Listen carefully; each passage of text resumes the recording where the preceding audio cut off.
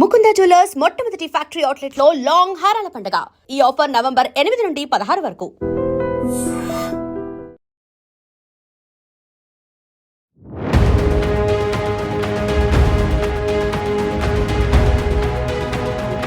నమస్కారం, welcome to I dream.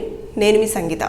ఎన్నో భారీ అంచనాలతోటి రిలీజ్కి సిద్ధంగా ఉన్న అఖండ 2 మూవీని రిలీజ్ చేయొద్దు, నిలిపివేయాలి అంటూ మద్రాస్ హైకోర్టు ఒక తీర్పును వెలువరించడం జరిగింది. ఎందుకోసమని ఆ తీర్పును వెలువరించింది అనే దానిపైన మనం మాట్లాడుకుంటే, ఏదైతే అఖండ 2 బాలయ్య బాబు గారు యాక్ట్ చేసిన మూవీ విషయంలో ఆ మూవీని నిర్మించిన సంస్థ ఏదైతే ఉందో 14 రీల్స్ ప్లస్ అనే సంస్థ ఏదైతే హీరోస్ ఇంటర్నేషనల్ సంస్థకి వారు 28 కోట్ల రూపాయలను బాకీ ఉంది, అది చెల్లించలేదు. అందుకోసం అని చెప్పేసి ఆ మూవీ రిలీజ్కి ముందే మా యొక్క అమౌంట్ అంతా కూడా క్లియర్ చేయాలి, లేని పక్షంలో ఈ మూవీని నిలిపివేయాలని చెప్పేసి వారు కోర్టును అప్రోచ్ అవ్వడం జరిగింది.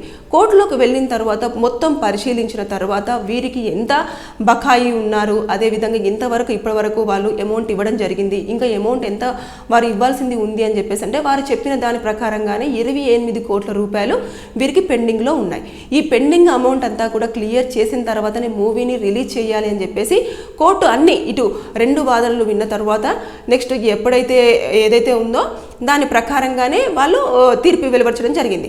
అయితే ఇక్కడ ఒక ఆశ్చర్యం ఏంటంటేను, ఆ మూవీకి సంబంధించిన ఏదైతే సంస్థ ఉందో మూవీ తీసిన సంస్థ మనం చెప్పుకున్నట్టు 14 రీల్స్ ప్లస్ వాళ్ళు ఇప్పటి వరకు కూడా దీని మీద ఎలాంటి స్పందన అనేది లేదు.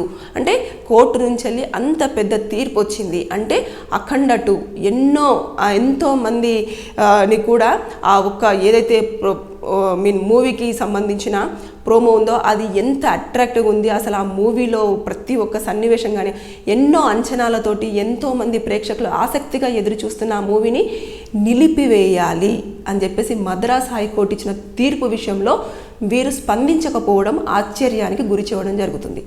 ఇక్కడ చూసుకుంటే వారు ఎట్టి పరిస్థితుల్లో ఇప్పుడు గనక కోర్టు యొక్క తీర్పును ఉల్లంఘించి గనక వారు అనుకున్న తేదీనే అఖండ 2 మూవీని రిలీజ్ చేస్తే వారిపైన కేసులు ఫైల్ అవుతాయి. దాంతోపాటు ఇంకా వారు కొన్ని ఇబ్బందులు కూడా ఎదుర్కోవాల్సిన అవకాశం వస్తుంది, ఫైన్ కూడా విధిస్తారు కోర్టు.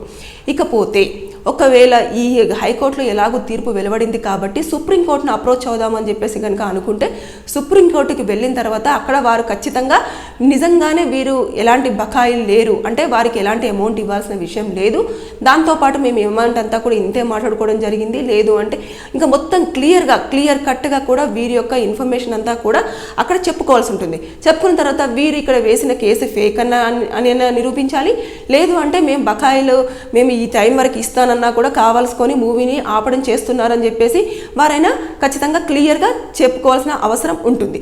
ఒకవేళ గనక అక్కడ ఎవరైతే ఈ మూవీ అఖండ 2 మూవీకి నిర్మించిన సంస్థ ఏదైతే ఉందో వారికి అనుకూలంగా గనక తీర్పు వస్తే అప్పుడు వారు అనుకున్న తేదీ ప్రకారంగా అఖండ 2 మూవీని ఆ ప్లేస్లో వాళ్ళు రిలీజ్ చేసుకోవచ్చు, లేని పక్షంలో దాన్ని హోల్డ్ చేయాలి. ఒకవేళ హైకోర్టు ఇచ్చిన తీర్పును సమర్థిస్తూ కనుక సుప్రీంకోర్టు తీర్పు వెలువరించింది అనుకోండి, ఎప్పుడైతే మూవీ రిలీజ్ ఉందో ఆ తేదీకి ముందుగానే ఖచ్చితంగా ఈ సంస్థ ఏదైతే ఉందో హీరోస్ ఇంటర్నేషనల్ సంస్థకి ఖచ్చితంగా వాళ్ళు 28 కోట్ల రూపాయలను క్లియర్ చేసుకున్న తర్వాతనే వారు మూవీ రిలీజ్ చేసుకోవాలి. అది కూడా కోర్టులో ప్రొడ్యూస్ చేయాలి, మేము ఆల్రెడీ డబ్బులు క్లియర్ చేశాము, మేము ఎలాంటి బకాయిలు లేదు, ఇదిగోండి వాళ్ళకు మేము ఈ ప్రకారంగా మేము డబ్బులు ట్రాన్స్ఫర్ చేయడం జరిగింది అని చెప్పేసి వారికి ఒకటి రాసేసుకొని మొత్తం అంతా క్లియర్ చేసుకొని కోర్టుకు వచ్చేసి ఇద్దరు కూడా మొత్తం క్లియర్ చేసుకున్న తర్వాత కోర్టు ఓకే అంటేనే మూవీ రిలీజ్ చేసుకోవడానికి ఉంటుంది, లేని పక్షంలో అది హోల్డ్ ఉండే అవకాశాలే ఉంటాయి.